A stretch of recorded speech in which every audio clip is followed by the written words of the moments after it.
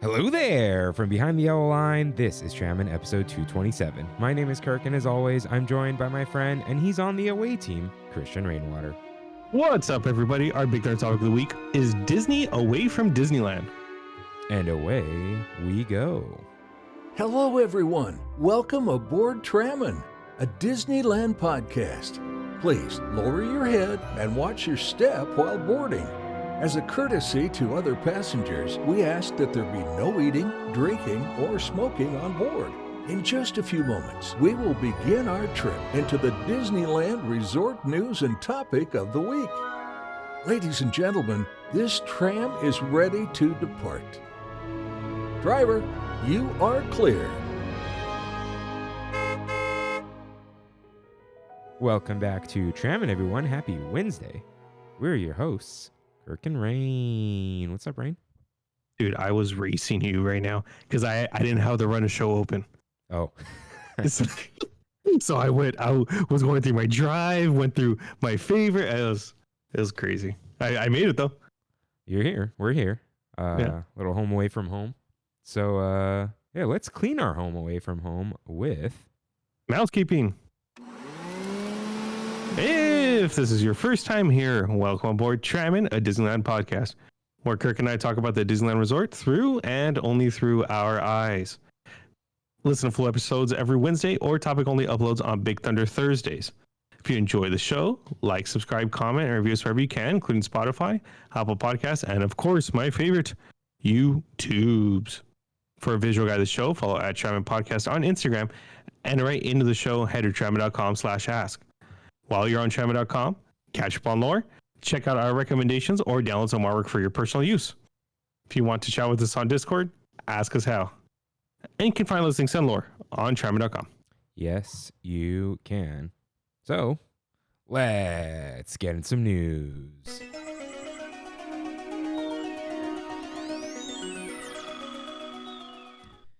Got some headlines for you guys. First up, a nice offer. The Anaheim resident ticket offer lets eligible Anaheim residents buy specially priced one-day, one-park tickets to visit a Disneyland Resort theme park from August 5th through September 26th, 2024 for $69 to celebrate Disneyland's 69th birthday. This was unexpected, right? Unexpected. It's, I feel, It's just an excuse for Disney to get more people into the parks. Yeah, parks. Okay, so apparently, like, travel's down right now. Attendance is low. It's kind of like, hey, thanks for supporting Disneyland Forward. You guys want to come to Disneyland? Literally. I bought already 5 tickets. Oh, well, yeah, it's fine. Does ever, I mean, do you think I have to be there? I assume a resident has to be there. Like, I got to show them my ID or something? I don't know. Did you read the terms? No. All right. Let me see here. Disneyland, $69 ticket, Anaheim. Because, I mean, I've never been asked for an ID at the entrance. Have you? I guess not. Yeah, they wouldn't. Okay, let's see here. To enter park, blah, blah, blah. Theme park reservations for Anaheim are limited in, let's see here. Doesn't say anything about an ID. Tickets are valid. Eligible residents may purchase up to 5 tickets per day with a valid ID. Huh. All right. It says proof of eligible residency, including valid government issued photo ID is required. And I need to have the zip code that ends in like 7 or 8 different options. So to purchase. To purchase. Huh. All right. Yeah. And one of my zip codes is in there. So. Okay. I guess we'll Good see move. it seems fine. I'm sure it'll be fine. Yeah. And even then, it's like, if I got to go with whoever I bought it for, I walk in and I walk out, I have a res that day anyways. Oh yeah. Okay. Yeah, you'll be fine. Yeah. All right. Next headline. Hungry Bear Jamboree. We were right. Did we not say Hungry Bear should be like a barbecue place? I 100% think we did. Yeah. I didn't think it was going to be named Hungry Bear anymore, but I I guess it is. Yeah, so Hungry Bear Restaurant at Disneyland Park will reopen as Hungry Bear Barbecue Jamboree. So the Hungry is staying, but we're getting the Jamboree, and the restaurant will be inspired by country bears, and according to Scott Gustin, and their travels to music halls across the U.S. Okay. So they're going back into the whole country bear thing. Yeah. So what's with Big Al and DCA? That's what I want to know. Like, why? Are they redoing Grizzly River Run to the Country Bears, or? Honestly, dude, I think they will. I think they'll just announce it at D23, just like, hey, we're adding the Country Bears to Grizzly River Run and enjoy barbecue at Hungry Bear Jamboree. I mean, they already have the big bear right outside. Yeah, and they're probably gauging interest, and I don't know. We're gonna get some sort of Country Bear movie or something. Another one. Dude, we're gonna get something for sure. Because they have to. Why else would they do it? So yeah, I mean, that's cool. More barbecue is better. Get some coleslaw, some tri-tip. Sounds good to me. Yeah, because I don't think we have any barbecue options in Disneyland, right? No, we get like random items every now and then, but yeah, may as well. And this will be good for dining packages. I mean, that was kind of a test too, right? Didn't they do like ribs and mac and cheese and stuff? You know, you're right. They did. And it'll fit in with that theme a little more. Mm-hmm. I just always felt like Hungry Bears was another galactic grill. And we're supposedly getting a new galactic grill, so cool. Yeah. Cool. Love to see it. Next headline, don't make me talk about D23 days. I don't know why this bothers me so much. I think because I just like the D23 people being in the park, I feel like it's going to be annoying. I don't know. But there are special offerings, including characters like Lotso and Max, and like a hat, probably some food items. I don't know. I don't think it's relevant to really anyone here. So moving on, finally. Well, okay, there's a little art thing you can get at the new DVC Center. I think it's just to entice Magic Key holders to check out DVC. In Disneyland? No. So wait, the DCA one's open? No, outside of it, downstairs, you know where it's always been. They're doing like a Magic Key inside out art print distribution. Okay. That's all. And finally, pool party. Deadpool will be at Avengers Campus for a limited time starting July 26th. Oh, I'm excited for this, dude. I'm excited to see if they actually let him be in character and like cause mayhem, if that makes sense. Like, not cause mayhem, but like just mess with people a little bit. I'm sure he'll mess with people, but he's not going to curse. That's for sure. No. That would be hilarious, though. Yeah. That'd be crazy. But like, I think this is the best looking costume. For sure, dude. Like, I think it was just the original costume designers of the first Deadpool. They somehow were able to make him emote in his face without, I mean, they used a little bit of CG, but even in like marketing materials and stuff that I've seen of just Deadpool himself, it looks really good. Like, you can tell his emotion through the mask, which is crazy. Yeah, like I think the black around the eyes, and the eyes are white, but the black around the eyes makes him always look like startled or excited, so that helps. Yeah. And then I think two reasons why this looks good. One, it's a fresh costume. They've never made, like the Avengers Campus costumes are all old and falling apart. They're from the Superhero HQ. And two, you can't see his face, so it just looks accurate. You know what I mean? Right. Dude, I wish we never got Moon Knight downstairs. We just got Mr. Knight. Do you remember when Moon Knight was just like menacingly upstairs? That was awesome. Yeah. I mean, him and the werewolf too. Oh yeah. But I think this will be cool. How many people will slap his butt? Good point. Yeah, it's gonna be a problem. Yep. At least one. For sure. Yeah. But yeah, cool, but small news. I loved, dude, all the pictures Disney posted of Deadpool are great. On the bridge, like we usually do. Like everyone takes that picture. I loved him looking at the sourdough. I didn't chime in our little text messages here in Eek Boys.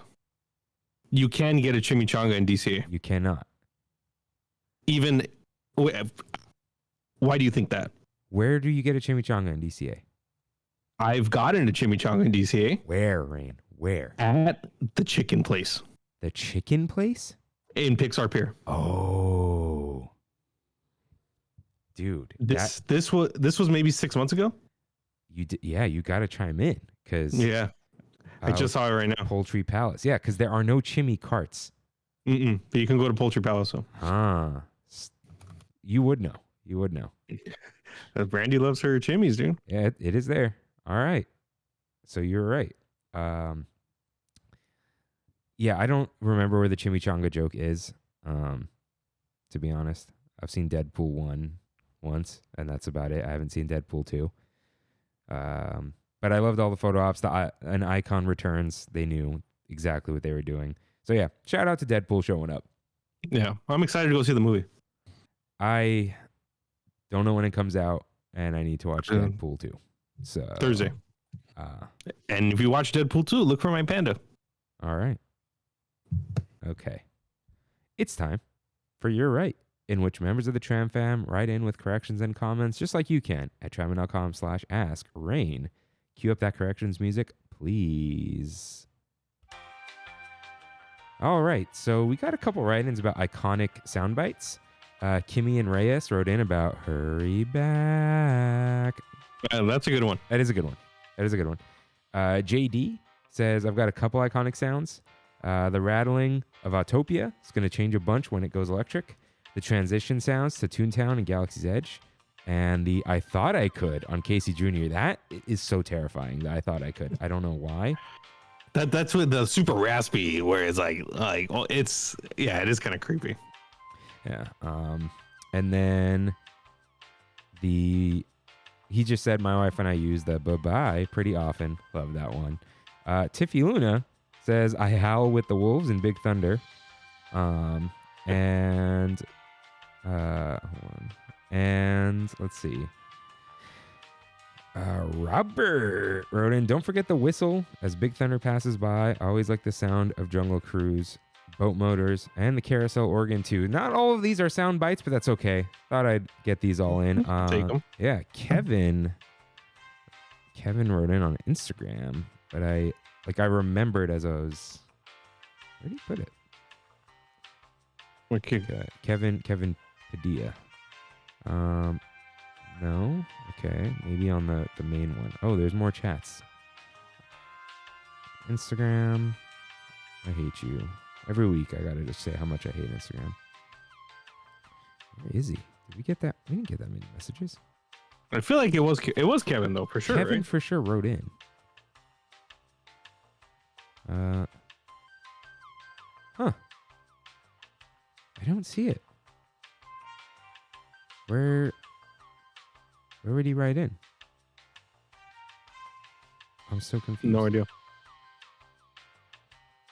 He said he had like a favorite Haunted Mansion set. Did he like comment? Maybe.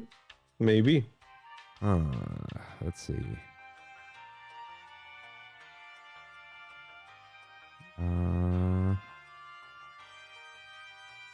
No. Personal account? Or am I crazy? No. I checked like both messages. He hit the unsent, dude. I don't know. Oh well. It wasn't on Discord. He's not really on there. Okay. Anyways, Kevin did write in. I don't know where it went. Shout out to Kevin. All right. Brittany K writes in. Hey, Trammin. I haven't written in so long, but definitely still listen every single week. Even though I don't get into the parks as often as I wish, we're planning a trip around Thanksgiving. Unfortunately, it's one of the only overlapping times we can both easily be away from work and already are traveling down to Carlsbad to visit probably my husband's dad? Yeah. Question. Any tips for maximizing time with littles? Now that mine are 5 and almost 2, I'm looking forward to being out of that baby stage and exploring more with my oldest. The baby is happy to tackle along with whatever Big Bro does and is a great on-the-go napper. I know you don't have kids, but I know you both have experience in the parks with nieces and nephews. What are some underrated must-dos for kids? First of all, I have like a list of Tram Fam where I'm like, I hope they're still around. I hope they're doing well. Brittany's one of them. Yeah, you're on the list. Yeah. So I'm glad you're still listening. You guys don't have to. I mean, if you want to say like, yeah, I'm still here, we love that, of course. But yeah, I always wonder. I'm like, have we lost people or are they just chilling? You know, it's okay to just chill and lurk, but shout out. So for sure, Cars Land, because boys love cars, right? Mm-hmm. Yeah, 100%. Go check out. There's like a inside Sarge's Surplus Hut. There's like a model of Radiator Springs. So, of course, that. Is this Disneyland or DCA or both? I'm just trying to. I'm gonna start with DCA and get it out of the way. Let's see. Watch Spider-Man fly and meet him. Yeah, it'll blow the kid's mind. Yeah. Dude, honestly, web slingers, kids love that. Yeah. Just don't buy the $30 attachment. Yeah, don't do that. Let's see. DCA. Maybe they can draw. I don't know. Kids get frustrated at that though. There's no eraser. They don't completely get that it's okay, you know. Let's see. There's the Disney Junior show thing, if that's still going on. I think it's the racer show, right? Or did they change that? I have no idea. But there's all that there. And let's see. Jumpin' Jellyfish. Shout out. So, okay. In Disneyland, Tiki Room, kids love the Tiki Room. And it's air conditioned and all that. Tom Sawyer's Island, let them run around. And it's like, you know, they can only get so far running around because they're on an island. And of course, like Fantasyland and all that kind of stuff. I think Small World, they're not going to want to get on it. But if you force them, I feel like they'll start growing an attachment to it. Yeah, we love Small World here. I mean, check out the new Toontown. All the effects are still there. Oh, and there's that whole new play area that they haven't tried. Mm-hmm. And just careful, there's a splash pad, so they're going to get wet. But yeah, the play area, the how-to play area, it's like perfect for kids. It's like supervised, it's safe, it's brand new. So yeah, go check out all that stuff. They can run around in the park over there. Lots of stuff for kids, of course. It's Disneyland. And Brittany, you got 2 kids. Go get the silhouette. It takes how long, Rain? 90 seconds or something like that? Isn't it in a new spot now too? I think you could sign up at the new spot or something. I don't know. But go get the silhouettes on Main Street. They're like super cheap. The frame is what costs more money. But again, I think the whole thing's $35, $40 with the frame. I think the actual silhouette's like $15. I don't know. That's so worth, dude. Brandy and I are debating whether we're going to go get one before the wedding. Do it after the wedding. Do you think so? Yeah. It's like, oh, we're married. You go. Yeah, I would like to get it and have it like on our entrance table kind of thing. Yeah. Yeah, up to you.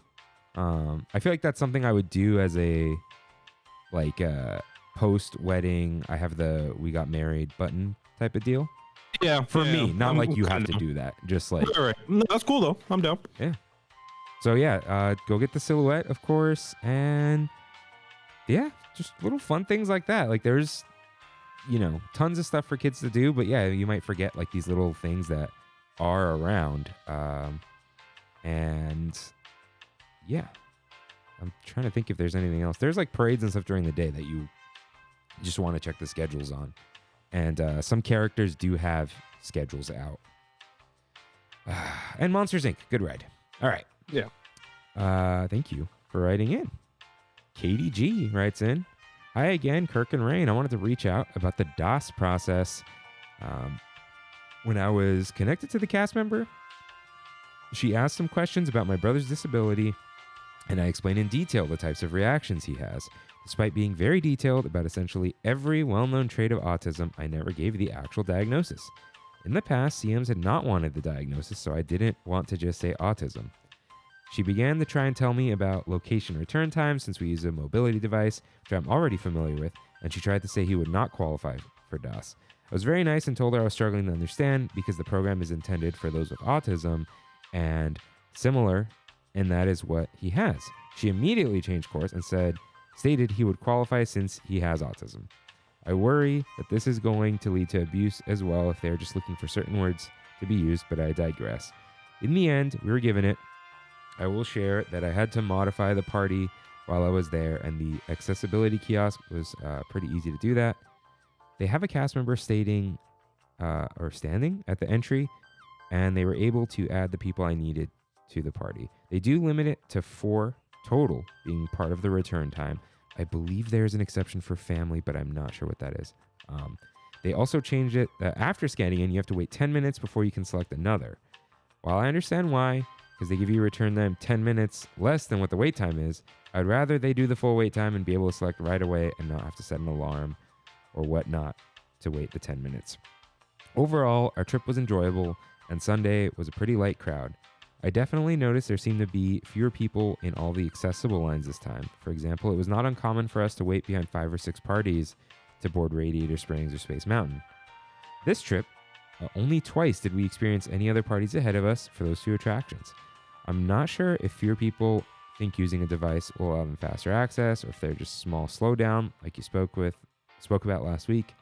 Maybe the 2 lower keys being blacked out played a role even. I am not sure. We also purchased Genie Plus, and with the DOS combo, it did seem like the lines are moving faster than our last trip. So perhaps there was a lot of abuse with DOS.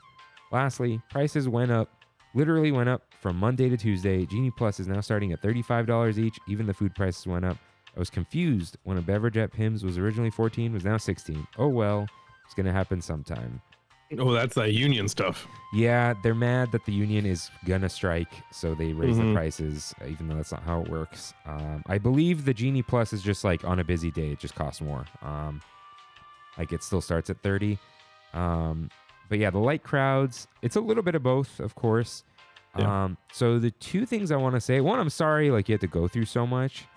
But I wonder if you can't just say autism. I think you already explained everything else and said autism. Because it was like, you can say all those things and not be autistic, and it's just going to be like, get over it, right? I don't know what you said, but like if someone's like, oh, I don't like this and that and whatever, but that's different to someone without autism. So I wonder if it's like, you say like, oh, I have autism, and they're going to be like, cool, can you like elaborate, you know? Because like, I'm not going to get into it, but I think it's also dependent on the cast member. yeah, but I think it's like, oh, he has all these reactions and he's autistic. Oh, he has all these reactions because he's autistic. Okay, now he qualifies. Yeah. So I wonder if that's what it is. But if it's any like consolation, you don't have to renew this for 180 days now, right? Even though he's not gonna, change in 180 days. But at least Right. like, you have this for 6 months instead of having to do this all the time. So I hope that overall it's better. The 10-minute wait thing is a little weird. I don't know why they did that.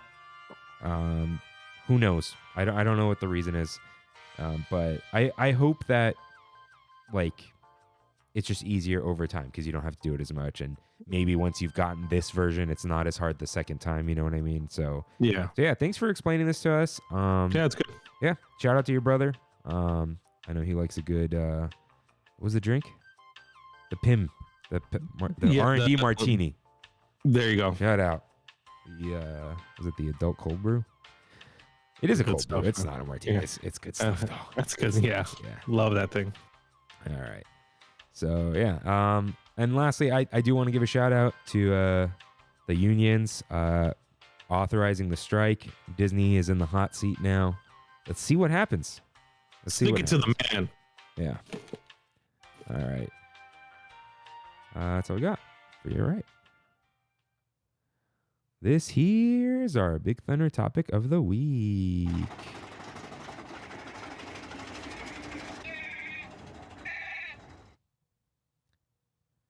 Disney away from Disneyland. So we're not always at the parks, and we can't always be at the parks. Right. And I don't think you and I think about them all the time, but we do often. But a lot of people do think about the parks all the time, right? Mm-hmm. Mm-hmm. Rain, do you yearn? That's a good question. Sometimes I yearn to go, but it's more so like, oh, this new thing is out there. I want to experience this. That's the only time I think that happens. But other than that, it's more of like, hey, we should do this. Like let's go to the park today, or let's go to the park tomorrow. None. It's never like, oh, I need to go. Nothing like during the pandemic. Yeah. But do you crave? Do you like, I need a little touch of Disney right now, but I don't need to go to the park, right? Yeah. I mean, that's actually, I don't know anymore. I think I used to be. I mean, we do all these things that we're about to talk about, right? So maybe that just satisfies the craving before you think about it. Yeah. Or sometimes it enhances the craving. Sometimes I watch something or I listen to something. I'm like, man, I want to go to Disneyland now. I want to go see what these people are talking about. Okay. Yeah. Yeah. That makes sense. Yeah. That happens to me too. The more I get into Disney stuff, the more I'm like, ooh, be good to go right now. Maybe I should do a little trip. So let's start with this is alternate titles for this was like, we have Disneyland at home, but I think that meme is over. So we're just Disney away from Disneyland. We're a little far away right now. I haven't been, and I know a lot of our listeners haven't been. And, you know, their thing is they listen to Trammin, but I'm sure they do some of these things too. So let's talk about just straight up Disney films and TV shows like Disney Plus. Rain, how often do you watch I don't want to call it content, media produced by Disney? I think I use Disney Plus more for background than I do for anything else anymore. What's on background? Old Disney movies. Really? I love like as an example, Alyssa would come over and we'd play some Lorcana. I'd put a movie that's relevant to the set that we're playing with. I like doing that kind of stuff. But anything that's like new, I've fallen off Disney Plus so hard. I haven't seen The Acolyte. I haven't watched I haven't even seen the Marvels. I haven't seen the new Indiana Jones. I'm like so behind on all Disney. I haven't seen Wish. I feel like there's been a new Marvel show too. I don't think so. Marvel show? No. Maybe not. I think they gave up on Marvel TV. Yeah. I haven't really been keeping up with Disney Plus at all. But you watch all the old stuff on there, so that is something. It is. But that's kind of rare when I do it. It was to the point where I changed my password like 3 months ago, and I hadn't logged into Disney Plus on my TV in over 3 months. Oh, wow. Yeah. Yeah, I feel like everyone else uses mine, but I don't really.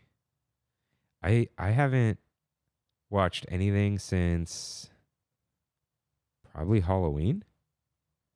Yeah. I'll do like the holidays or Christmas. Duh. Mm-hmm. So like, yeah, I'll watch things like that. But generally like,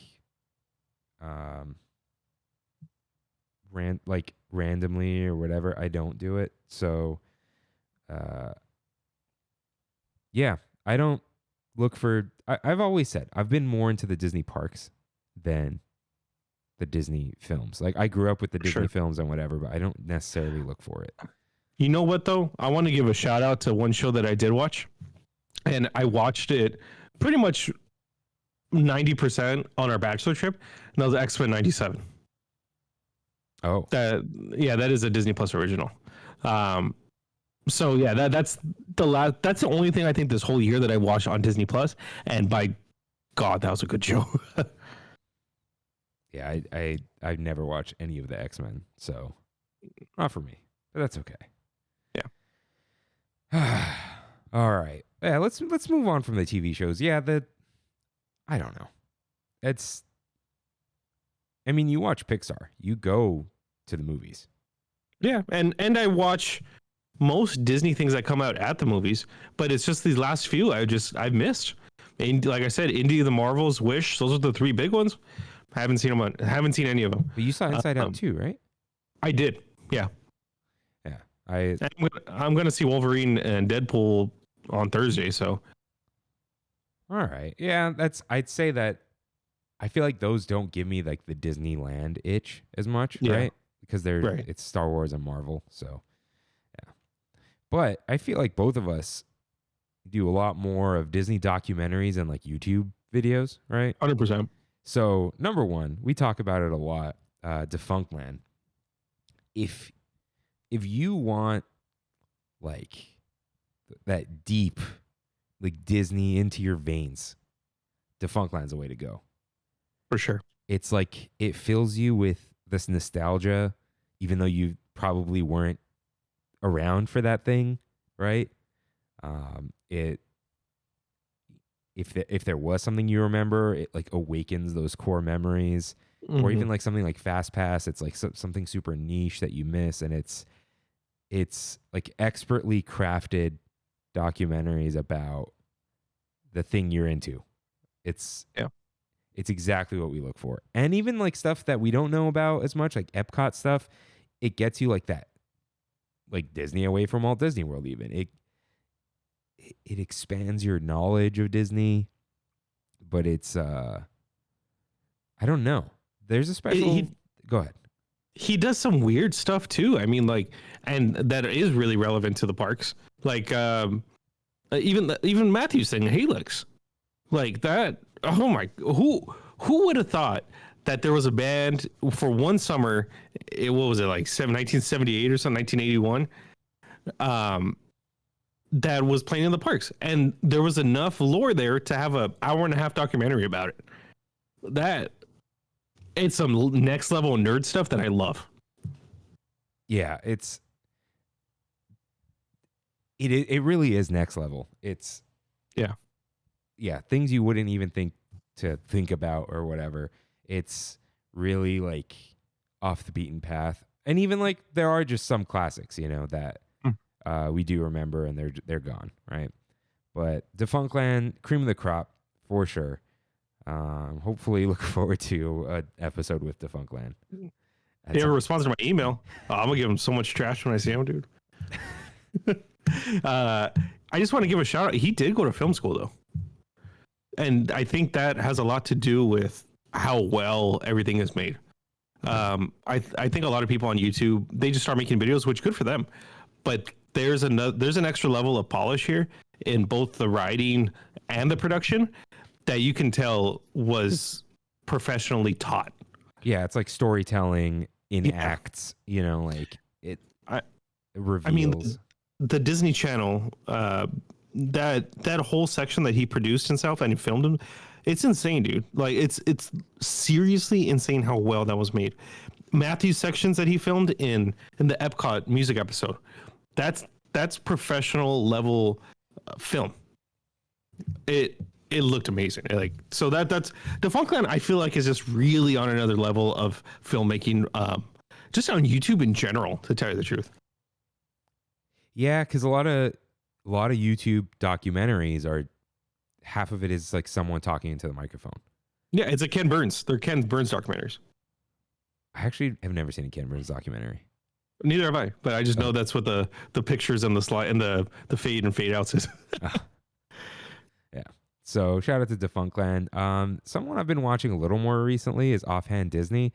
He's more of like a weirdo, like us. Not like he's actually a weirdo, just like, has the thing he's obsessed about. It's the People Mover, of course.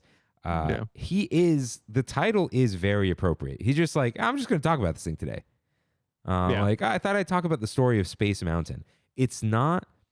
It is well researched. It's not like this like months long deep dive. I mean, it might be. I don't know what he does, but it is more of like this. Hey, you want like a little Disney video today?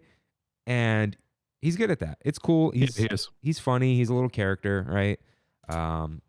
And a lot about Walt Disney World, which is cool too. I think Kimmy met him once. Like saw him at Mickey and Friends or something like that. I don't remember, but he's a cool guy. He's just like a periodic, like he comes up type of thing, right? And he's more of like a YouTube commentator where you see him talking, right? Yeah. And he's talking about things that are relevant in the parks right now. Defunctland is, other than Fast Pass, I guess, is never really a relevant thing. Yeah, it's right in the name. Defunct. Yeah. Everything that's gone. Where, Offhand Disney's just like, it's stuff that's relevant now, but not necessarily news of the week. I mean, sometimes, but it's not like, let's break down the news, you know? So, so yeah. Then there's Yesterworld. I don't watch too much Yesterworld. He's slowed down a lot. Yeah. Sorry, go for it. He's similar to Defunctland, right? Yeah, in a sense. I actually got into Yesterworld before I got into Defunctland. I was always like, I have this weird thing in my life that I've noticed. It's happened to me a few times. When I was a kid, I was like scared of certain media. Like, it's not that I was actually scared. I just was like, nah, that's not for me. And for some reason, that's how I was with Defunctland for a long time. It was like similar, like I was saying when I was a kid, I think like 6 years old, I was like legitimately scared of anime. Like I didn't want to watch Dragon Ball Z, blah blah blah. But when I watched it, I fell in love with it. Same thing with Defunctland. I don't know if it was that. What's that video that he has about the other Slash Mountain? The Oki Funoki? Yeah. Something like that. That thumbnail just scared me. And I remember just being like, okay, you know what? I'm gonna take the plunge. You know, with no pun intended. And and then I fell in love with Defunctland. But Yesterworld, he's done similar episodes to Yesterland, like almost the exact same topics. Like why the Disney Channel pretty much went defunct. Not necessarily talking about the music, but just Disney Channel in general and the rise and fall of Disney Channel. But he's been going off the path of Disney related things.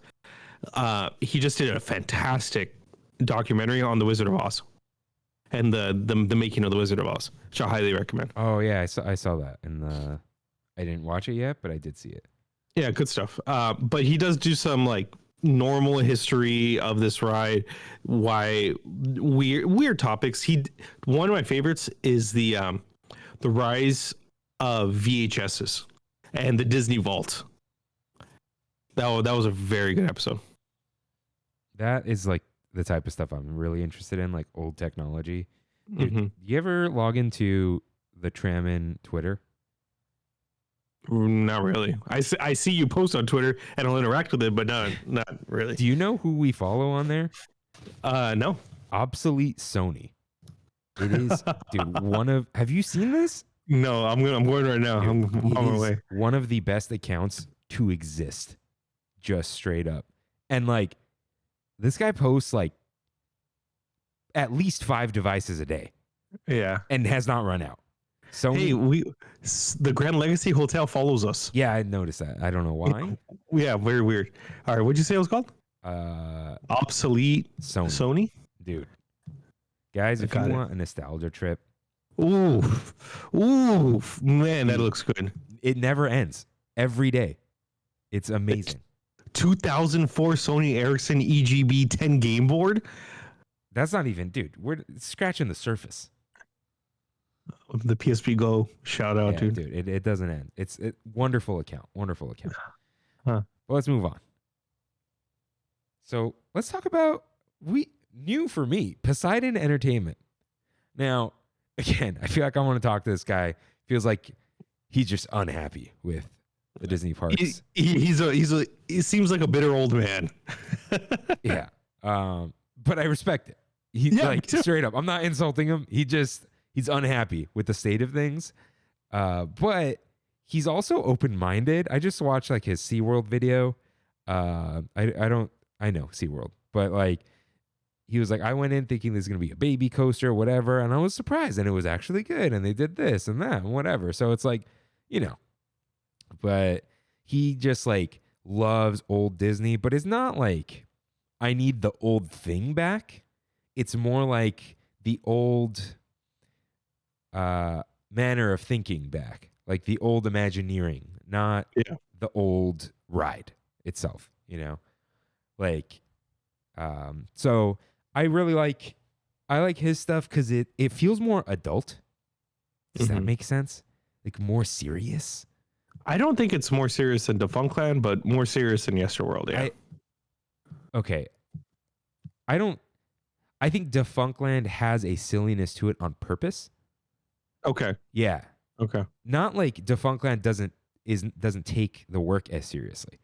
Just like Poseidon is more like a kid would not enjoy that. Right. Okay, I see what you're saying. Defunctland's like a production a little bit, where like the Poseidon is like this is a video. It's informative, but it's a little bit different. Just the way it's very like, okay, the adults are talking, you know. Where Defunctland's like, hey, this is like, you know, you could all enjoy this. It is very like, you know, if you're a kid, you're not gonna know what's going on with Defunctland and Michael Eisner, right? But it's like it's a little bit different. And I think probably the first like YouTube channel or whatever that got me into all this kind of stuff was Bright Sun Films, back from like he used to be called Bright Sun Gaming, and then it didn't go anywhere. But Jake Williams, and now he has Bright Sun Travels, where he does a lot of cruise content, which is like, dude, cruise content is fun to watch. It is. So he does his big show, like the thing that made him big was Abandoned. And those are always great. Love abandoned places. And he's like moved away from Disney. He still does Disney. He just did a People Mover one, right? But he does all kinds of stuff, and it feels like part of that world. He does Disney cruise stuff. Like he's, you know, almost convinced us that we want to go on the Disney Fantasy, right? So it's like he's got really good stuff. Scratches a different kind of itch, right? Like the abandoned things feel way different than things that are completely gone, right? Because it's like you have a connection to it in the real world now. Yeah, I mentioned it, I think last week. It was another doc that from some YouTuber that mentioned Bright Sun Films and Defunctland specifically, and said that a lot of these YouTube channels that are coming up, especially the abandoned section of Bright Sun Films, was inspired a lot by those urban explorers, right? Like Adam the Woo and all those guys. Yeah. But it's just very intriguing to see parts of the parks that we go to all the time and we don't know. Yeah, stuff that like we think we know. Right. And people think we know. And we know what people need to know. Like, someone asked me a question about Disneyland, I have the answer, right? Because no one's like, hey, did they ever move the carousel a little bit? I'm like, no one's asking that, right? Right. So, or like, oh, what was, I don't even know, right? Like, oh, what was in this spot 50 years ago? It's like, no one's asking that question. They're just like, where's Dumbo? You know, like, yeah. So yeah, these are like the big dogs, you know, and the Trammin verse is kind of, dude, we're seeping in a little bit. We are, for sure. Yeah, not in the same like echelon of content, just like they're separate from the Disney vloggers and the whatever. So, yeah, they're kind of like the more hardcore side, let's say. Which I think is important to mention, that we don't really watch any of the vloggers, any of like the we're talking about news for the day, stuff like that. I'm not really into that. Yeah, let's we'll move that here. I'll update the doc right now. Before that, I want to give a quick shout out to a couple other YouTube channels. Yeah. You watch a lot more than I do, I think. Yeah. Review Time is a good one. Dude, I just watched a Review Time video today about the hotels. It's good stuff, and there are a lot shorter videos than most of the other channels we mentioned, but he has some different things which I appreciate. Like there's one episode about the mansions at Disney World. There's one episode about random theme parks in China that are abandoned. Yeah, good, really cool stuff. Another shout out to Expedition Theme Park. Huh. Okay. Yeah, he has a video about Holy Land, which is Orlando's abandoned religious theme park. Good stuff. Is this the guy with the accent? I started mixing them. I think it is. Yeah. I think it is. Dude, Adam the Woo has a vlog from the Holy Land. So cool. Yeah, Kimmy and I watched that. That place is hilarious. Yeah, it's funny. It's funny. There's also a Wizard of Oz theme park that he came out the video with. Wow, 2.2 million views. I'm surprised. I didn't think he was that big. And last but not least, theme parks shouldn't exist. Used to be Keep Epcot Weird, and I talked about Jack in his channel when I went to go eat with him and Kevin. He's got even weirder stuff than Defunctland. And his latest episode, which I talked about 3 months ago, was the Disneyland's Main Street Tobacco Shop video. Oh, right. Yeah, he did that video. He did a video about Aunt Jemima's Pancake House. And that's at Disneyland, of course. The evolution of Tower of Terror, the evolution of Spaceship Earth, a kitchen cabaret video about why it was an Epcot and everything. Yeah, those are the 3 other ones. I totally messed up by not, dude. It's Disneyland's 69th birthday, and we did episode 69, and that was about Disneyland's opening day, or opening day attractions, because the Aunt Jemima thing reminded me of that. We'll have to plug it. I totally forgot to, but it's fine. So yeah, I forgot. I got to check out what's his name that Keep Epcot Weird. What is the new channel name? Theme park shouldn't exist. Oh. Huh. And he has a link in his bio here to Defunctland's website. Because it's a t-shirt that says Keep Epcot Weird. Oh, but him and Kevin go way back too. I think they were friends before they did any YouTube. Oh. Can't reveal too much about them, right? Oh, sorry. All right. So what was I gonna say? He's in the cooking theme park recipes where Kevin almost reveals his face. Oh, right. Yeah, Jack's one of the guys at the table. Oh, okay. All right. Yeah, so you know that they're cool. Yeah. We forgot Jenny Nicholson, of course, but a little different. Duh, dude. Yeah. I mean, kind of different, but she talks about relevant stuff. Yeah, for sure. And there was, those are the ones. There is people like Random Land, Justin Scard, but he's more vloggy. But that's as far as that goes. People do watch Fresh Baked, but yeah. So Rain, let's talk about like social media type stuff for a little bit. So neither one of us at all cares about vlogs, right? No. Like, I don't care about someone's trip to Disneyland and them doing the YouTube voice, right? Because I mean, I think we'll just go. We can do that. Yeah. Yeah. Yeah. Most, I'd say not all vloggers.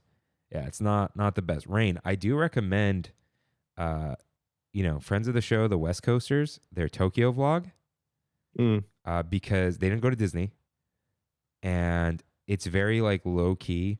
There are certain spots where they put text on. They do talk and you see them and whatever. There are certain spots where they just put some text on the screen. They're just like, we don't need to talk over this right now, So, and like they went to like little coffee shops and whatever, and like little places, not necessarily. And they do go to like the Cominis and stuff, but like it's not everything is like we went to the Nintendo store. Some of them are just like, oh, we went to the swap meet. So. Cool. Yeah, and it's in let's check them out. It's in a few parts, which I liked. They didn't just post one fat vlog. Mm-hmm. They release like one a week, and it's just like 15 minutes. And I'm like, oh, okay. I see. Yeah. In Tokyo. Yeah. Yeah. Cool. So, but they're not annoying. So, but most Disney vlogs, like they're trying to do something. They're trying to be an influencer. But do you ever get FOMO from looking at social media? The only time I ever get FOMO is not necessarily in social media, but more of like, actually, sometimes it's when people post like, wow, the wait times are so low. Yeah. Yeah. That's the only time. Yeah. Why is it never when we're there? Exactly. Which I have this theory that it's only for like 20 minutes and then it gets worse. You know what I mean? Yeah. Because like people post that in the morning. You're like, well, yeah, I'm not there right now. I'm never there at that time. It's 11:30 at night, and it's like, wow, everything's a walk on. Yeah. Do you like following certain people? Like, we have the code word Disney's and that kind of stuff. Like, who do you like following? Like, I like code word Disney a lot. I like code word Disney. I have a couple people on Twitter, I think, that I follow. Oh, okay. Yeah. I mean, I follow Cali Bay. I'm not afraid to say it. But Other than that, I kind of just leave it up to the algorithm, to tell you the truth. Huh. Yeah, we have Code Word Disney is cool. Who else? Obviously Scott Gustin on Twitter. Unfortunately, like only on Twitter. Disney's been keeping up with their social media accounts a lot better now. Yeah. Like they will just post something there and we'll see it. So that, Disney Eats. yeah, Disney Eats. Shout out. Dude, haven't had a foodie guy in a long time. Yeah. Because Pixar Fest. Mm-hmm.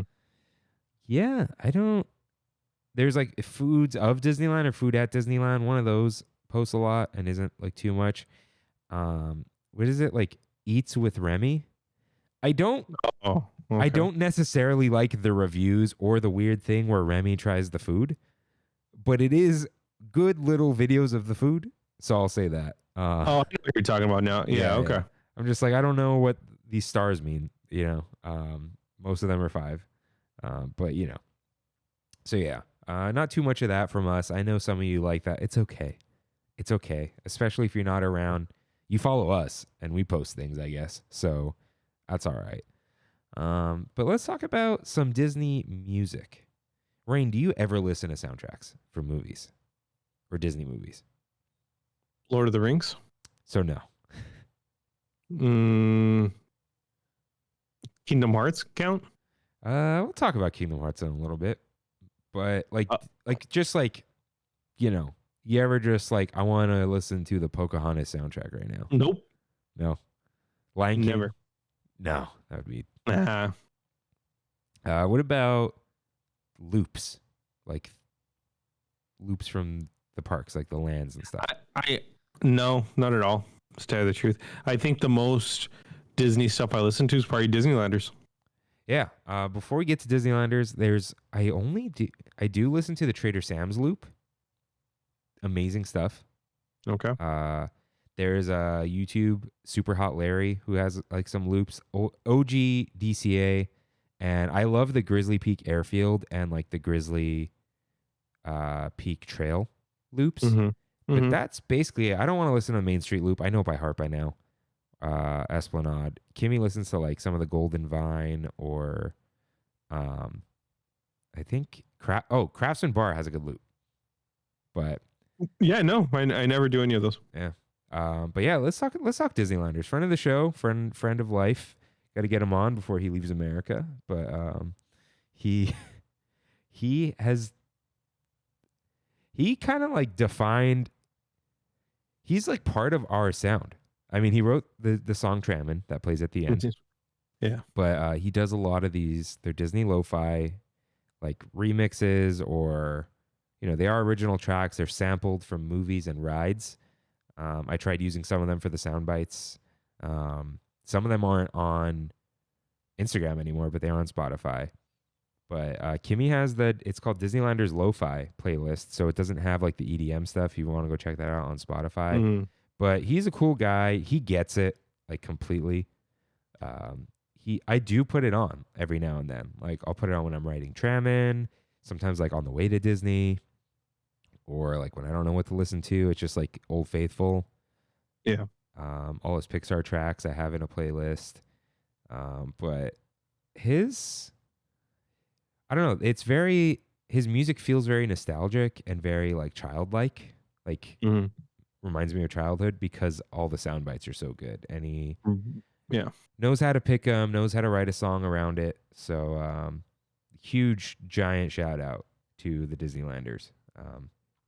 Shout out to Kimmy for putting us on. Yeah, and we had him on our show, of course, back in the early days. Yeah, we did.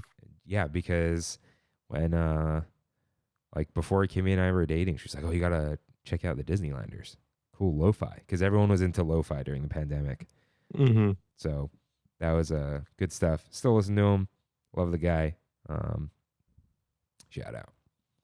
So yeah, you brought up video games. Rain, how often do you play Kingdom Hearts? I probably start Kingdom Hearts 3 times a year. Which one? Depends. This past year I've started Kingdom Hearts 2 twice. I went pretty deep into Chain of Memories. That's pretty much it for this past year. But I've played every Kingdom Hearts at this point in its entirety, pretty much multiple times, except Dream Drop Distance and Recoded. But everything else I played multiple times. Have you played Dream Drop Distance? Yeah, I beat it. Oh, okay. So you've only done it once through, you're saying? Yeah, I had it on 3DS. I beat it on 3DS, and then I traded in the game. Oh, okay. Yeah, dude, you haven't played the remastered one? No, I haven't. Oh, dude. You got to do that just to like walk around. Like I know all the worlds and stuff. I think I'm actually going to play. That was the next one I was considering playing because I want to mod it where you don't have the time limit. What is it? The battles have time limits? Or no, it's you drop in as Sora and you have a certain amount of time. And then it'll just take you out and then you're dropping in as Riku. I feel like I never ran into that issue. I always ran into that issue, which is why it would bug me. No, is that in the remastered version? It must be because somebody modded it to where that's not the case anymore. Yeah, I don't even remember that. It wasn't a big deal though. It felt like it wasn't a big deal. But, I think it's like 25 minutes per character. Something like that. But I didn't like the idea of going into something, not finishing it, bouncing, finishing another set. It was just weird. Yeah. Yeah, okay.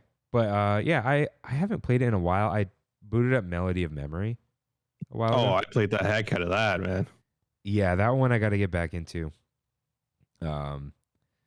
And you know what I haven't done, which I don't know if you have, is the DLC for 3. Yeah, I never did it. I never did it either. The Sprouse, Cole Sprouse? Probably. Yeah, whatever that guy's name was. Kingdom Hearts is a baby game, and then it's like Dark Souls. Yeah.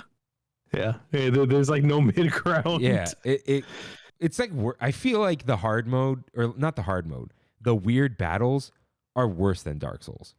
Yeah, Sephiroth Kingdom Hearts 1, good luck, bro. Like, you could just keep dodging in Dark Souls most of the time. I'm not saying it's easy. Not at all. But, like, sometimes Kingdom Hearts is like, you're just going to die now. Yeah. I think Sephiroth casts Meteor in the first one, and it's an instant kill. Yeah, it's weird. So shout out to Kingdom Hearts. We love it. We grew up with it. I love Dreamlight Valley. I still play it all the time. I have like 1 billion quests open now because there's so many characters added. They added a new island. It still might be my most played game on my Steam Deck.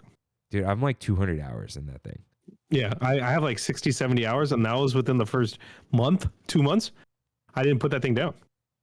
Dude, if you jump in now, there's so much. And like I got into like the collecting, like the filling out all the critters, all the gems, all that kind of stuff. Trying to get all the trophies. Some of them are ridiculous. So yeah, Dreamlight Valley is a lot of fun. It's no longer, they gave up on it being free to play. So you do have to buy it, but it is like in a place where you could play it and it's long and it has a story, and it is oriented towards like helping young people process their feelings. That's the theme.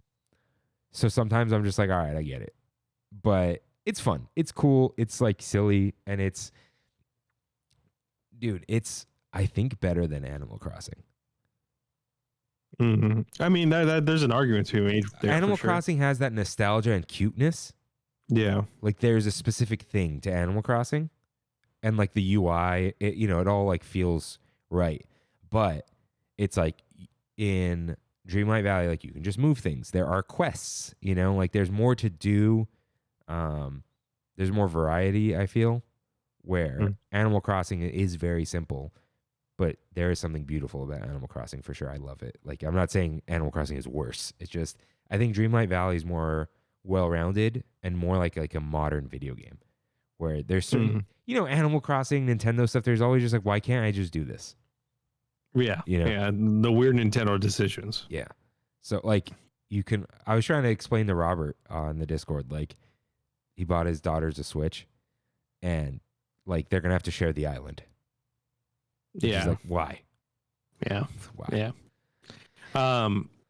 Quick question, because I saw you booted this up on Apple on iOS. Which one? Dreamlight Valley. Oh, because I had Apple Yeah. Arcade for like 10 minutes. Oh, okay. The arcade version does not carry your save. And it does That's not. exactly what I was gonna ask you. Yeah, you have to buy it to carry your save because. Oh, but there is crossplay. I believe so. So there is Dreamlight Valley Arcade Edition, and it's completely separate. Got it. Yeah, so it has no microtransactions. It has no star paths. I don't know about Eternity Isle, which is the expansion. So you can get like all the characters and whatever, but like you can't do the seasonal content. Okay. Because it's not like supported in that way. But it is like the full game.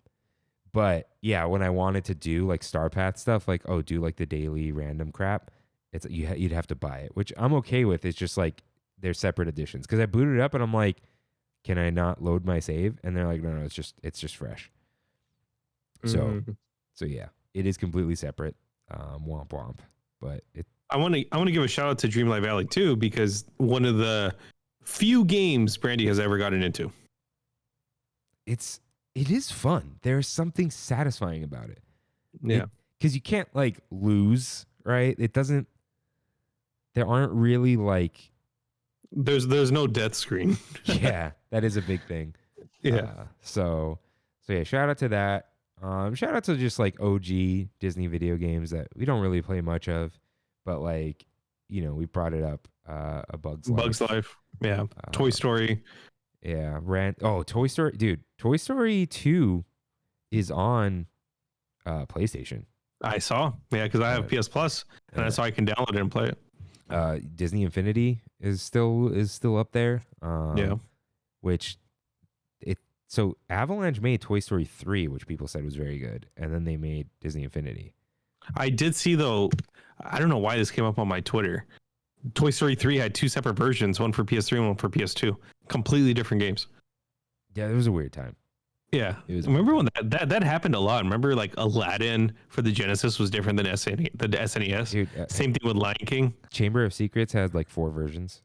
Yeah. And the GBA one was a turn-based RPG. I have it. That's cool. I think I gave one away, but I had 2 cartridges, and I'm like, all right, that's fine. I'll give one. Because they're not worth anything. I think they're like $30-$40. So I'm like, yeah, whatever. So yeah, not too much like Disney gaming, but I guess they don't have Fortnite characters yet, right? They will. I don't know, dude. AK-47. Yeah, you know what? They have Marvel and they have Star Wars. Yeah, but I don't think any Disney proper. Yeah, Mickey Mouse is not going to carry a gun, dude. Yeah, no way. Darth Vader, whatever. All right. Spider-Man, whatever. Yeah. All right. So let's talk about the clothes we wear, right? You got some Disney button downs, right? Yeah. Brandy gets upset. She's like, "We're wearing Disney shirts to Disney or to work again." I'm like, "Yeah, I don't care. I'm rocking the Mr. Toad or even the Disneyland button up that I have, the blue one. Or I got a bunch of different Disney button ups. Did I get you the Fantasia one? Yeah. Yes, I wear that all the time. That one, you wear the Oswald one a lot. Yeah, I have 2 of them. Oh, that's why. Why do you have 2? I got them both for very cheap at what's the store called? The cast member store. Company D. I got them for like $10 each. And you have a couple T-shirts that you'd wear under those shirts. I think you got me the Fantasia one too. Yeah, the Chernobog one. There's the Chernobog one with that. I thought the back was on the front, the tan one. I love that because it's just Japanese. That's all you needed. And the Night on Bald Mountain, is that a T-shirt? Yes, it is. Yeah. The white one? No, the black one. The black one. That is, yes, that is. That's the Hot Topic one or box lunch or whatever. Yeah. That's actually my favorite T-shirt because it's like it looks like it's like a concert shirt, right? Yeah. I had the phase of like the Amazon print on demand shirts with just like Mickey in the corner, and then like random ones like Treasure Planet, Bug's Life. I don't wear those as much. I like looser T-shirts now, like longer T-shirts. I have like my Tommy Bahama shirt that Kayla got me. I have the Food and Wine 2020, the new Trader Sam's one. My Trader Sam's t-shirt might be one of my favorite pieces of Disney merch. That's a nice shirt, man. It's perfect. It's like the size is perfect. I have like the Epcot Animal Kingdom ones. Like we need more like niche stuff, dude. I have that sick Grizzly Peak jacket that I wore once because it got warm. Oh yeah, dude, I can't wait. Right. I can't wait. That's gonna be my signature look. Of course, like Christmas and Disney. That's when I let like Disney infiltrate my life. Is Christmas. Yeah, because I'm like, look, me too. We're being children anyway. Yeah. Vintage, you know, I don't think either one of us is really into vintage, right? No, I have that one. It's like a thick, not a bomber jacket, but like a thick jacket that Frank got me from one of his vintage friends. Is it the Letterman? Yeah. It's the Winnie the Pooh one, the Tigger one. Oh yeah. Yeah, that's the only piece of vintage merch I had because he gave it to me for $20. Yeah, I've got the Paradise Pier one that Kimmy got. That one's awesome. People love that one. Yeah, that's nice. And that's kind of it. My brother got me like some funny Star Wars one that I gave to Kimmy. But yeah, I don't go too big on used clothes. It weirds me out. Yeah, I'm not like I can do some thrift stuff, but usually things that are touching my skin are all from Target, to tell you the truth. Yeah, it's more like I could do a jacket, but that's about it. Yeah. And like, yeah, like I'm not thrifting a t-shirt, you know. Shout out to Costco clothes. They got a lot of Disney stuff there too now. I have not been. I didn't know. You can't try it on there. That's what bothers me. Yeah, you can, but it's so cheap and the return policy is so good, dude. Yeah, but the return line is that is true. That is true. I hate it. I don't know why. You know why? Because someone's always trying to return a cake or something. You know what I mean? Yeah, they are. I don't know. And they're like running DOS. So it's just like the computers are like 10,000 years old, so it takes forever. I don't know. Yeah. So Disney home stuff. We talked about this. I know Michelle J wrote in, has more Disney stuff, but you're all the way out in Utah. It's okay, you know. So where do you have most of your Disney stuff at home? In storage, because most of my Disney stuff is for Christmas, just like you're saying for clothes. Didn't you have like a plate set though? Christmas. No, there was a black and white one that we posted it when we did. What did we do? What was the episode? The one with Mickey on it, right? It's like red, black, and white.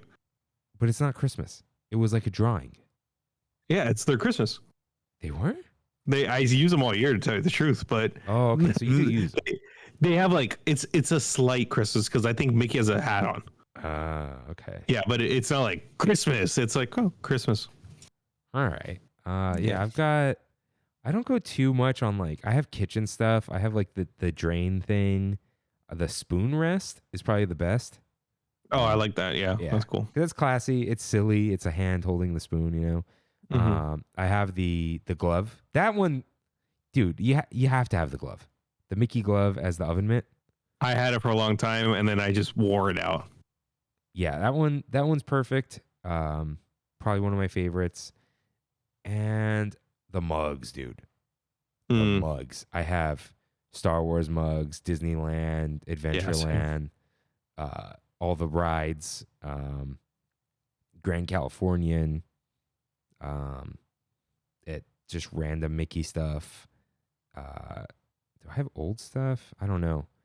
Like random attractions. I love coffee mugs so much. So I have like a bajillion of those.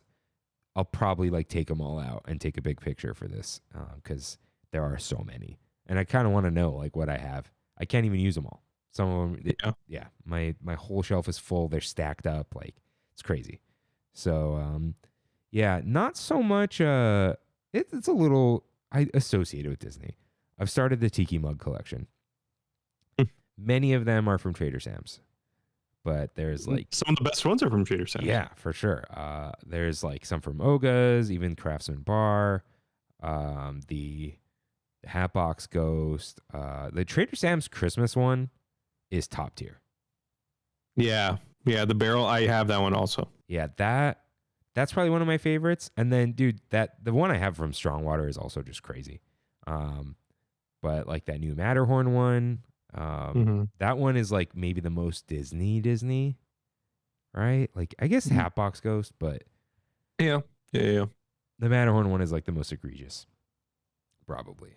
But yeah, Trader Sam's, Tiki, Disney, that's like a normal thing that people do. Not that it matters. As far as decor, neither one of us really decorates our house like Disney, right? No, not really. I think I have that one painting I bought from Disneyana, the Winnie the Pooh one. But other than that, I can't think of anything else. Yeah, I mean, okay. There's a Matterhorn piece of art in like that hallway that's on a hallway, you know, like the little hub. So that, like, I forget that's there. I think the crown jewel is like that Grizzly Peak thing. Yeah. You have your Galaxy's Edge painting, or like photo. A lot of that stuff is up in the studio. Yeah. So like our studio, our set is like crazy with Disney stuff. There's like Legos and merch and tchotchkes, as people say, and pins. We've really fallen off the pins. Big time. Yeah. I have actually the Wilderness Lodge thing you got me. Love that. That's near my couch now. You know, my house is decorated like the Grand Californian, but that's what I was gonna say. Yeah. But like, and that's its own weirdness, but it's not like Mickey Mouse. You know, it looks like it's actually, there's a term for it. It's called like National Parks. Not aesthetic. There's a word for it. Let's see. Shout out to Lamps Plus, right? Dude, seriously. Theme and name.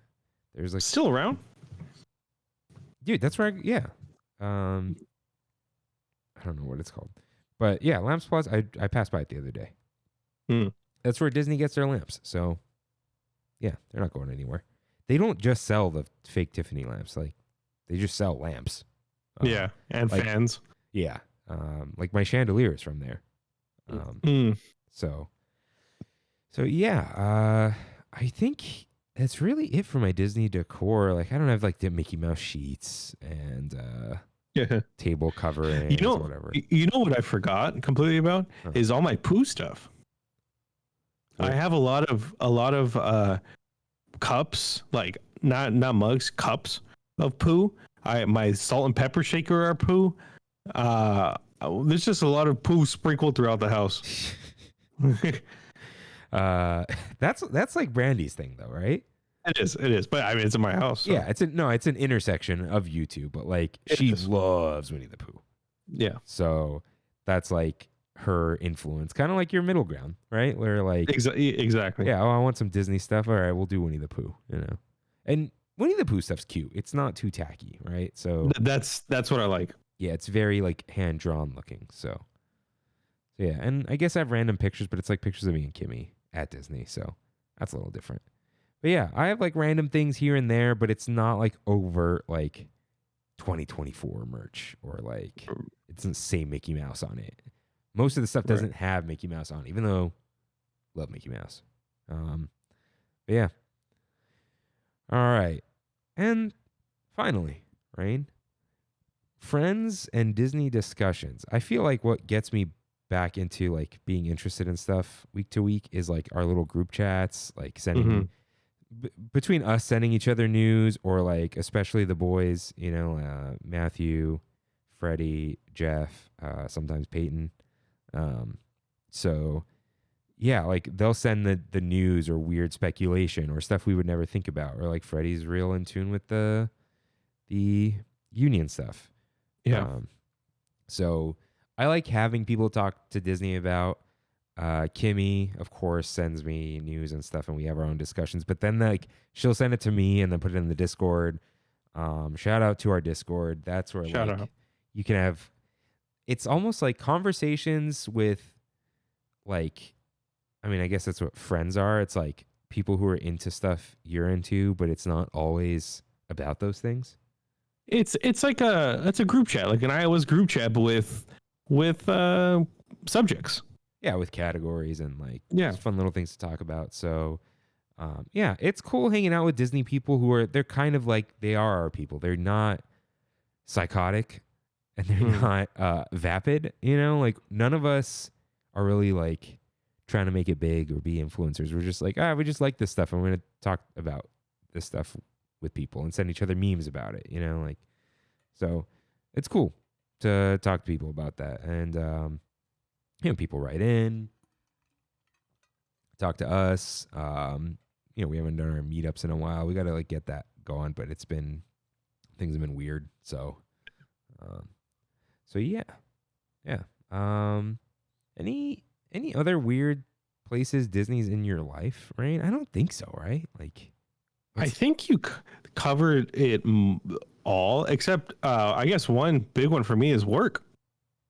Oh, well, that's unique to you. Yeah.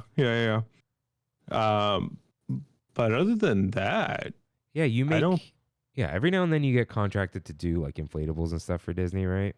So yeah, you usually it's through like a third party, but it's like we just did one. I don't even know if it's set up or anything yet that I sent on Ink Boys. Like that's from a third party, not Disney themselves, but they're selling it to Disney. That's funny. Yeah. But I did the tents, of course, at the end of Downtown Disney, East Esplanade, and so yeah, some weird stuff in the past too, which we can probably post. Yeah, we can. Of course, I have the Trammin license plate, but that doesn't count. And I mean, for a second, Lorcana, that was the big intersection for you. Yeah, that was gonna be my thing, but it's like, Sos asked me the other day, like, what happened? Like, dude, you were all in. Yeah. I think what it was my favorite thing about playing card games was hanging out with my friends. And when I'm really the only one playing, and I don't like, I'm going to tournaments by myself and stuff, it's not what I'm looking for fun. So if it was different when I was playing Yu-Gi-Oh, if I had, Angelo at the time, Sos, Gabriel, other people playing, and that we would consistently go weekly, I would see them every day and we'd play together. That's different. But when it's like a more of a solo thing for me, I didn't care for it. So like if RJ and I played, that would be different and went to things. But it's also like we're older, we can't go to things every week. That's the thing too. Like you were playing in high school. Yeah. Right after high school, which was like the peak of free time, right? Right. And it's like I would, like right after high school, I'd play here at work. And it was like my friend Lewis was into it, Sos was into it, Angela was here with me, and we would play during break. Like that's when I could really get into it. But when it's like removed from the rest of my life, I don't really like that. My favorite memories of playing Lorcana, I kid you not, were me picking up Brandy's cousin Alyssa, us going to the Disneyland Hotel and playing there, or when we played with the boys there.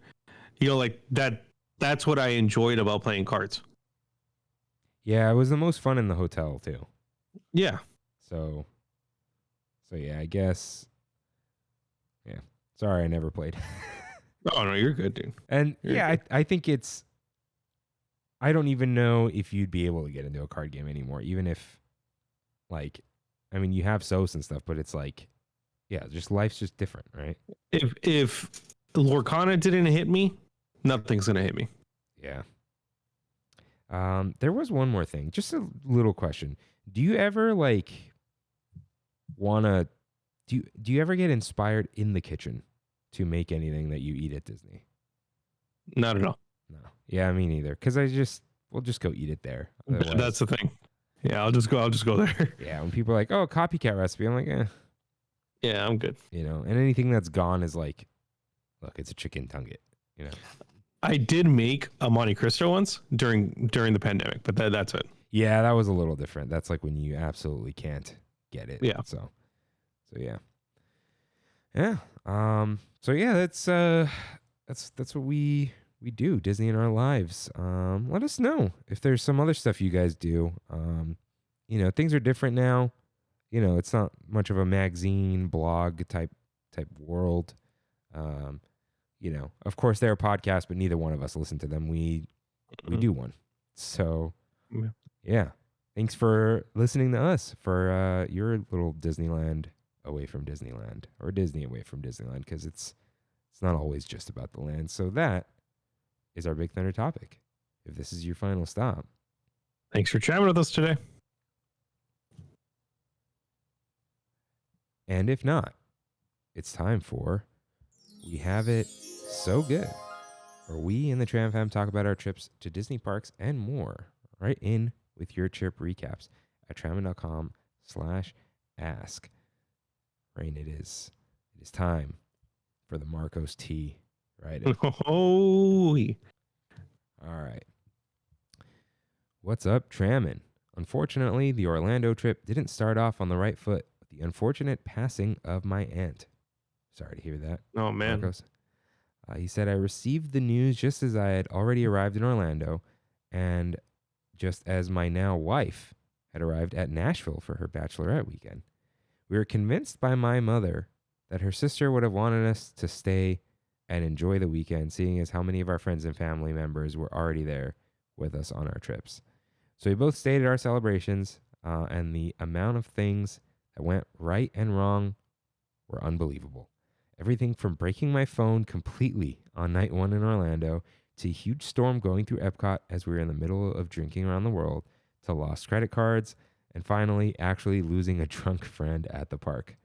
It honestly was a truly memorable weekend with my boys. He says he's going to write in another day about a couple things they did. Cool. But without further ado, I would like to announce that I am now married. Congrats. Congratulations. We had a small celebration at a hall in Camarillo in Ventura County, and like the people we are, we celebrated with a mini DCA Disneyland trip on Sunday after our wedding on Friday. We started by tramming into the parks at around 11 a.m., and the vibes were already hitting with the announcer on the tram cracking jokes and giving the guests some quick facts about the parks just before arriving at Downtown Disney. I then began the celebration by surprising my wife with brunch at Storytellers Cafe, and boy was that place worth the price, in my opinion. The brunch menu honestly put Plaza Inn in a small bit of shame. The food was absolutely delicious, and the options were, to me, worth the price. There was only one thing that ruined it, and it was their mac and cheese. Other than that, the thick bacon, the eggs, the steak, and the bread pudding all got a 10 out of 10 for my wife and I. We felt stuffed and satisfied afterwards, and then started the next part of the day by entering DCA to walk off the food we just ate. And boy, did that heat help us out with that. By the time we walked from the Grand Californian Hotel park entrance to off the page, we said, it's hot enough. Let's get some drinks. We went ahead and got ourselves some vodka and lemonade and vodka and pomegranate drinks from Cozy Cone, and just people watched for a bit from Flo's. Just as we had picked up our second set of those drinks, to stay hydrated, of course, we saw Radiator Springs had just opened back up after being down a bit with a 15-minute wait. We quickly made our way through the queue, and before we could finish our drinks, we were about ready to board our ride. We had to chug the remaining amount just in time to get on, and finally got to go on Ramon's side and got spray painted. We also won the race that time as well. We then decided to head towards Incredicoaster after staying a quick lightning lane and breezed through the queue and got in 8 minutes.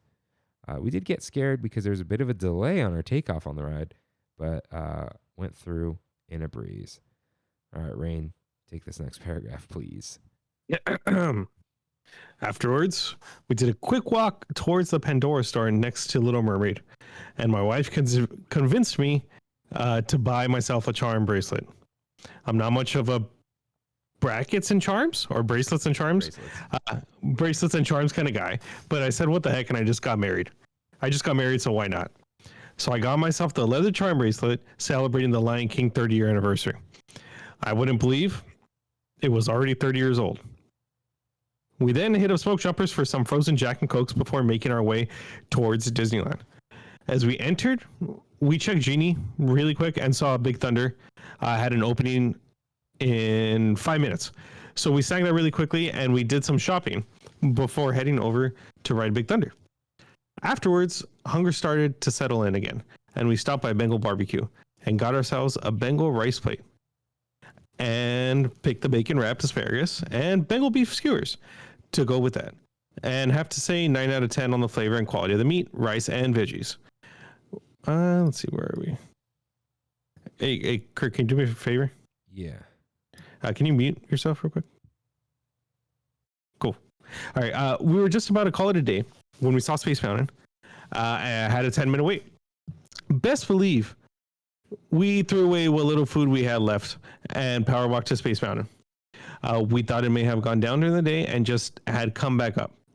But as we made it back to Main Street, we saw the daytime parade was happening and realized that that's what caused the low wait time, because they stopped access to Main Street to Tomorrowland temporarily while the parade was going through. But nevertheless, we saw a bit of the parade and were able to get into the short line for the ride.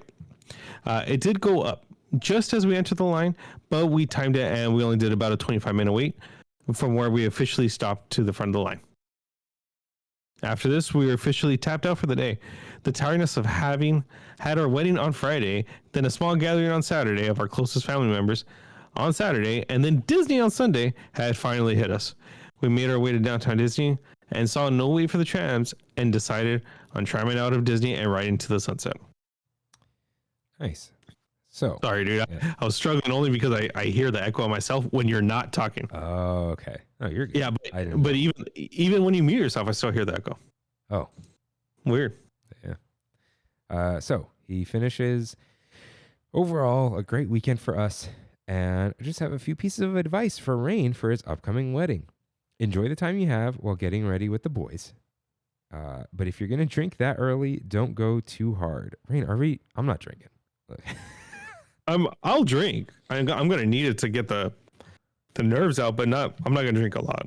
I gotta talk. So he says still gotta make it to the altar. Next is give yourself enough time to have fun and dance and drink and hang out with your guests. And that's why he wants me to do a short ceremony. Don't focus too much on photos. Let them take natural and organic photos of you in your environment. We already saw a few photos of us and we love the way they came out. Instead of having all the tables get up and take a photo together with us, we had our photographer sort of take a step back and see the wedding party instead of forcing moments. Lastly, make some time for you and your bride. Just talk and either have cocktail hour together alone or during the party, step away and just relax for a moment and take it all in. The night will quickly get away from you before you realize it's time to head out. Once again, wishing nothing but the best for Kirk and Kimmy, and congrats again to Rain and Brandy. Thank you guys for being amazing podcast, and can't wait to see what the future holds for the pod and its host. From Thank you so much. Yeah, thanks, Mark. Yeah, thanks, man. Yeah, lots of people getting married, dude. It's happening. It's it is. I think we're at that age. Yeah. Don't invite me, everyone. I'm right there with you, dude. Yeah.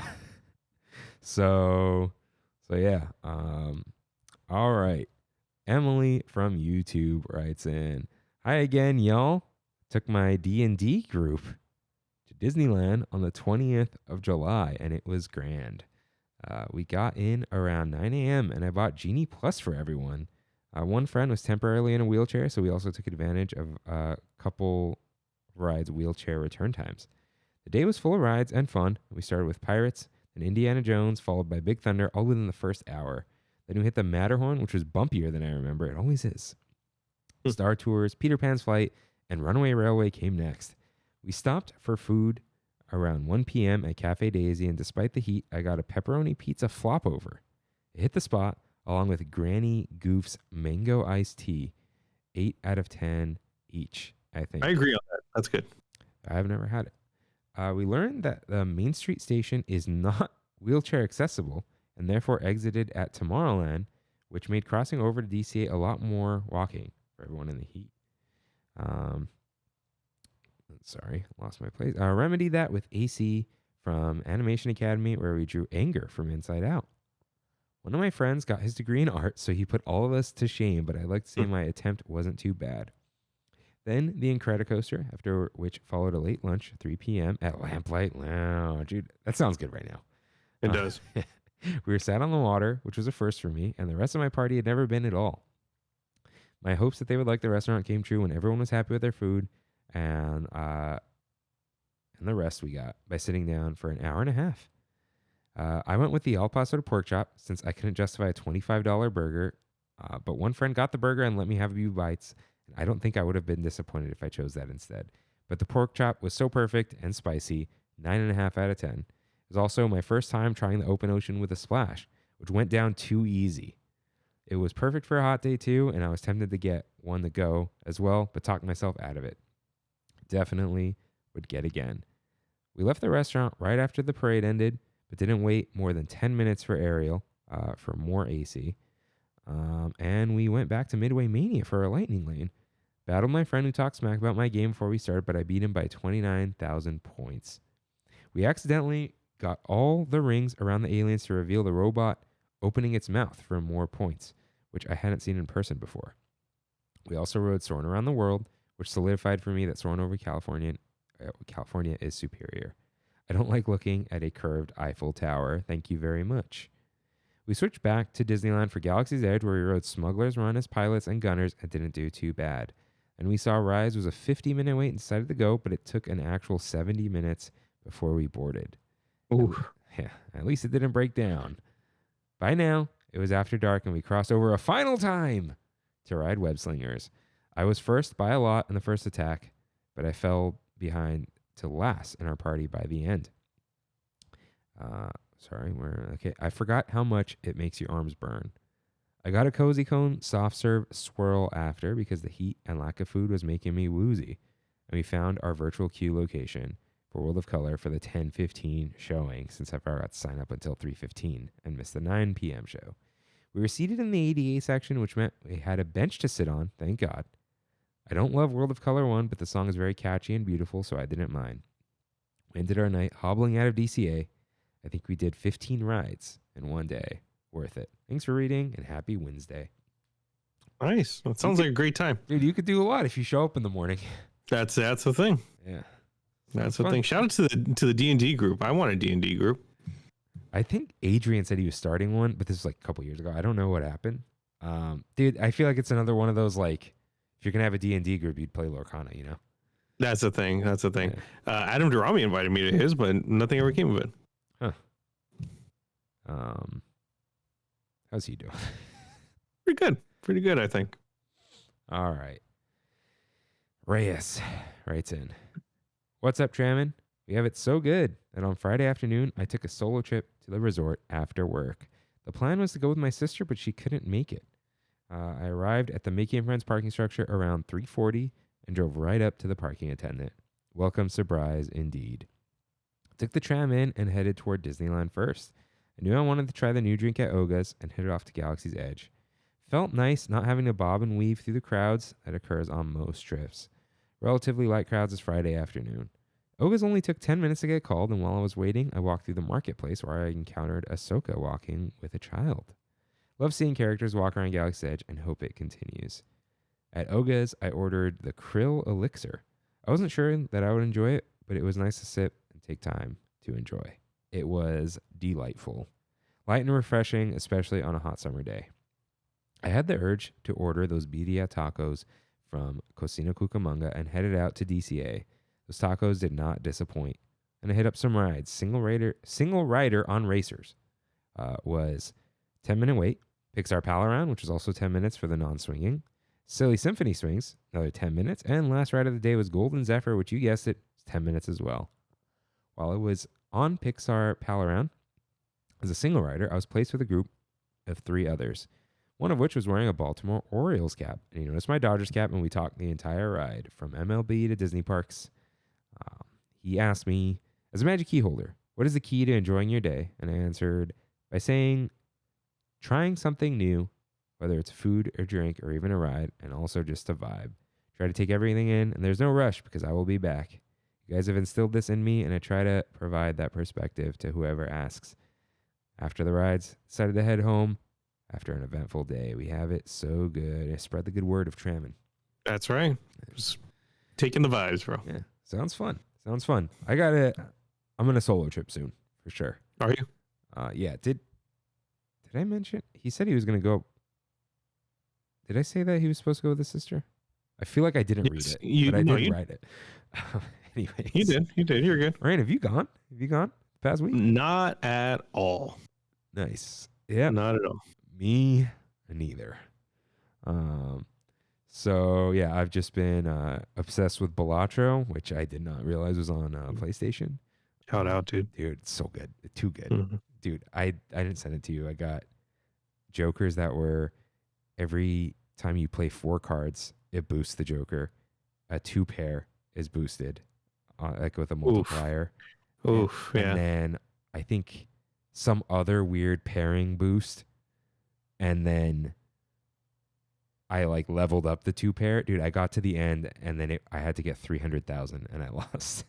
Oh, man. Yeah, I haven't gone that far yet. Yeah, I got to the final. I took a screenshot, but I didn't send it. It was like 160,000 or something. Dude, the jokers make it. They make you or break you.